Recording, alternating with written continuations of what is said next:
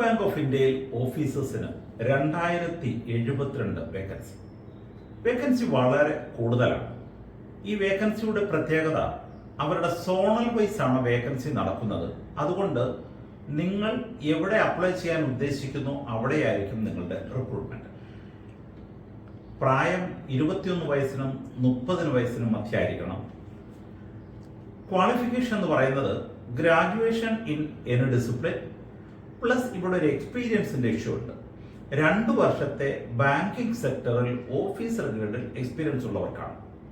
ചുരുക്കത്തിൽ നിന്ന് ഒരു വ്യത്യാസം ഞാൻ കാണുന്നത്, സാധാരണ നിലയിൽ നമ്മുടെ നാട്ടിൽ ബാങ്കിലൊക്കെ ഒരു ഓഫീസർ ജോലിയോ ക്ലറിക്കൽ ജോലി പോലുമോ കിട്ടിക്കഴിഞ്ഞാൽ അവിടെ ജീവിതം തളച്ചിടുന്ന അവിടെ നിന്ന് റിട്ടയർ ചെയ്യുന്ന ഒരു കമ്മ്യൂണിറ്റി ആയിരുന്നു സത്യത്തിൽ ഞങ്ങളുടെ കാലഘട്ടത്തിൽ ഉണ്ടായിരുന്നത്. വളരെ വ്യതിയാനം സംഭവിച്ചിരിക്കുന്നു. നമ്മുടെ കുഞ്ഞുങ്ങൾ അവരുടെ ജോലിയെപ്പറ്റി വളരെ സീരിയസ് ആയി ചിന്തിച്ചുകൊണ്ടേയിരിക്കുന്നു. പുതിയ ജോലികൾ, പുതിയ സാധ്യതകൾ, പുതിയ പ്രൊമോഷനുകൾ നിൽക്കുമ്പോൾ അവർക്കൊരു ബാങ്കിൽ നിന്നോ ഏത് മേഖലയിൽ നിന്നോ മുന്നോട്ട് ഷിഫ്റ്റ് ചെയ്യുന്നതിനുള്ള ഒരു പ്രയാസവുമില്ല. നേരത്തെ ഒരു പക്ഷേ ഗവൺമെന്റ് സെക്ടറിലോ ബാങ്കിങ് സെക്ടറിലോ റെസിഗ്നേഷൻ നോക്കിയാൽ ലെസ് ദാൻ 5% പോലും ഉണ്ടോ എന്ന് ഞാൻ സംശയിക്കുകയാണ്. ഇപ്പോൾ ബാങ്കിങ് സെക്ടറിലെ പോലും റെസിഗ്നേഷൻ വളരെ കൂടുതലാണ്. കഴിഞ്ഞ ഒരു മാസത്തിന് മുമ്പ് എൻ്റെ ഒരു സുഹൃത്തിൻ്റെ മകൻ ജൂനിയർ ഓഫീസറായിട്ട് ജോയിൻ ചെയ്ത ആള് മറ്റൊരു ബാങ്കിലേക്ക് സീനിയർ ഓഫീസറായി ചേക്കേറി.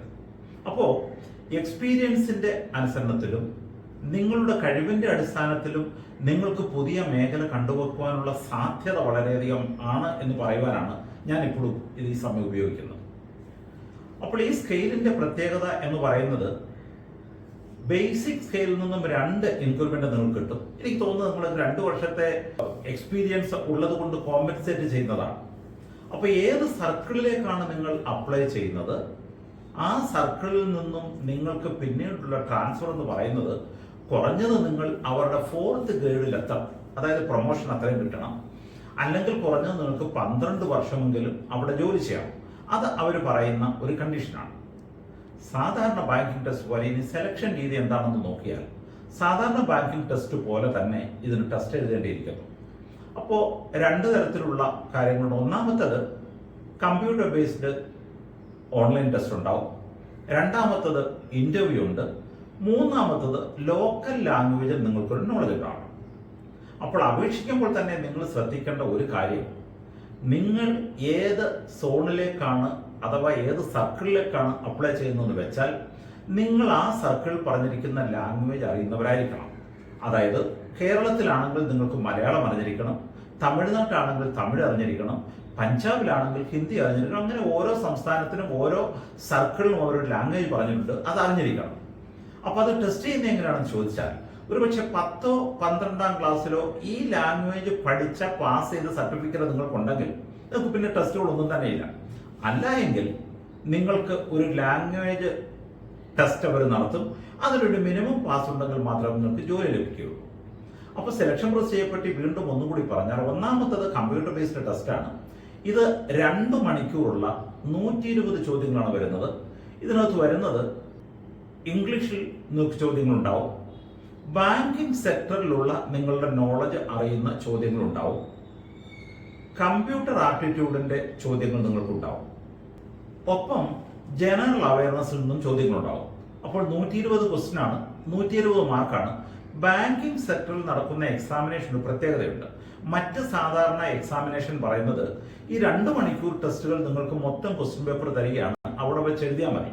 പക്ഷേ ബാങ്കിങ് സെക്ടറിൽ വരുമ്പോൾ ഇംഗ്ലീഷിന് 30 മിനിറ്റ് എന്ന് പറഞ്ഞാൽ നിങ്ങൾക്ക് 30 മിനിറ്റ് അത് ഉപയോഗിക്കേണ്ടി വരും. 30 മിനിറ്റിന് മുമ്പ് നിങ്ങളുടെ എക്സാം തീർന്നാൽ പോലും നിങ്ങൾക്ക് അടുത്ത സെക്ഷനിലേക്ക് കടക്കാൻ പറ്റില്ല. അപ്പോൾ ബാങ്കിങ് സെക്ടർ എഴുതിക്കൊണ്ടിരിക്കുന്നവർക്ക് ഇതിനെപ്പറ്റി അറിയാം. എങ്കിലും ഞാനൊന്ന് പറഞ്ഞു വന്നേ ഉള്ളൂ. പലപ്പോഴും മറ്റ് ടെസ്റ്റുകൾ എഴുതുന്നവർ ഇങ്ങനൊരു അബദ്ധം കാണിക്കാറുണ്ട്. അവർക്ക് ടെസ്റ്റുകൾക്ക് സമയം തികയാതെ വരുന്നുണ്ട്. ഇതിന് ശേഷം നടക്കുന്നത് ഇന്റർവ്യൂ ആണ്. അപ്പോൾ 120 മാർക്കിന്റെ കമ്പ്യൂട്ടർ ബേസ്ഡ് ഒബ്ജക്റ്റീവ് ടൈപ്പ് എക്സാമിനേഷനും 50 മാർക്കിന്റെ ഇന്റർവ്യൂവും കൂടി 170 മാർക്കാണ് ആകെ നിങ്ങൾക്ക് ടെസ്റ്റിന് വരുന്നത്. ഇതിനെ 100 മാർക്കിലേക്ക് സ്റ്റാൻഡർഡൈസ് ചെയ്തുകൊണ്ടാണ് റാങ്ക് ലിസ്റ്റ് ഇറക്കുന്നത്. അപ്പോഴും നിങ്ങൾ ഒരു കാര്യം ശ്രദ്ധിച്ചോളുക, റിട്ടേൺ എക്സാമിനേഷന് 75% വെയിറ്റേജ് ഉണ്ട്, ഇന്റർവ്യൂവിന് 25% വെയിറ്റേജ് ആണ്. രണ്ടിനും സെപ്പറേറ്റ് മിനിമവും ഉണ്ട്. ഇതിൽ നിങ്ങൾ നോക്കാമെങ്കിൽ സാധാരണ ഗവൺമെന്റ് ഫീൽ ചേരുന്ന റിസർവേഷനിലൊക്കെ വളരെയധികം ഉണ്ട്. SC/ST വിഭാഗത്തിനും OBC വിഭാഗത്തിനും PWBD വിഭാഗത്തിനുമുള്ള റിസർവേഷൻ വളരെയധികമുണ്ട്. ഈ ചെറിയ വീഡിയോ ആയതുകൊണ്ട് ഞാൻ അതിനെപ്പറ്റി വിശദമായി പറയുന്നില്ല എന്ന് മാത്രമേ ഉള്ളൂ. ഏജ് വൈസും ഇവർക്കെല്ലാം റിലാക്സേഷൻ കൊടുത്തിട്ടുണ്ട്. സാധാരണ ഏജ് നിങ്ങൾക്കെല്ലാം അറിയാം. SC/STക്ക് 5 വർഷവും OBCക്ക് 3 വർഷവുമാണ്. PWBD ജനറൽ വിഭാഗത്തിന് 10 വർഷമാണ്.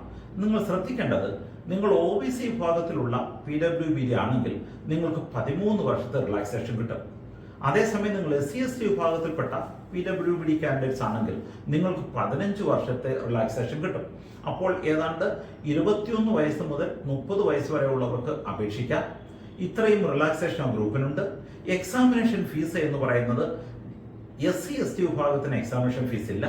മറ്റുള്ള വിഭാഗത്തിന് 750 രൂപയാണ് എക്സാമിനേഷൻ ഫീസ് അടയ്ക്കേണ്ടത്. അതും അപ്ലൈ ചെയ്യുന്ന സമയത്ത് നിങ്ങൾക്ക് ഓൺലൈനായിട്ട് അപേക്ഷിക്കാവുന്നതേ ഉള്ളൂ.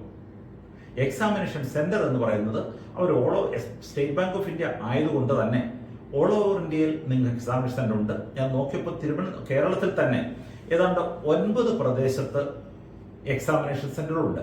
അപ്പോൾ നിങ്ങൾ താമസിക്കുന്ന വീടിന് അടുത്തുള്ളതാണ് നിങ്ങൾക്ക് ലഭിക്കേണ്ടതെങ്കിൽ, അഥവാ മറ്റേതെങ്കിലും പ്രദേശമാണ് നിങ്ങൾ ലഭിക്കുന്നതെങ്കിൽ അത് നിങ്ങൾ ഓപ്റ്റ് ചെയ്താൽ മാത്രം മതി. അപ്പോൾ തീർച്ചയായിട്ടും ഇന്ത്യയിൽ എവിടെയും നിങ്ങൾക്ക് എക്സാമിനേഷൻ എഴുതാൻ പറ്റുന്നുണ്ട്.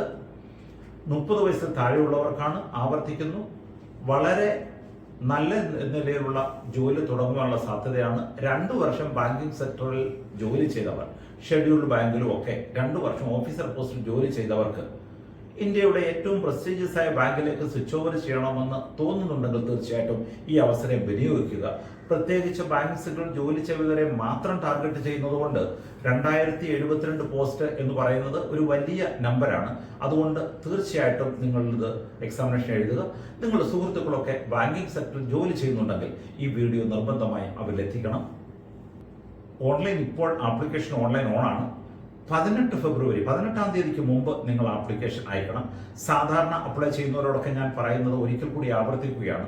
പലരും നാളെ ആവട്ടെ എന്ന് ചിന്തിക്കാറുണ്ട്. അവസാനം വരുമ്പോൾ ഈ ലൈൻ നെറ്റ്വർക്ക് കിട്ടാനുള്ള ബുദ്ധിമുട്ടുകളൊക്കെ വരാൻ സാധ്യതയുണ്ട്. അതുകൊണ്ട് അവസാന ദിവസത്തേക്ക് മാറ്റിവെക്കാതെ നിങ്ങൾ തീർച്ചയായിട്ടും അപ്ലൈ ചെയ്യണം.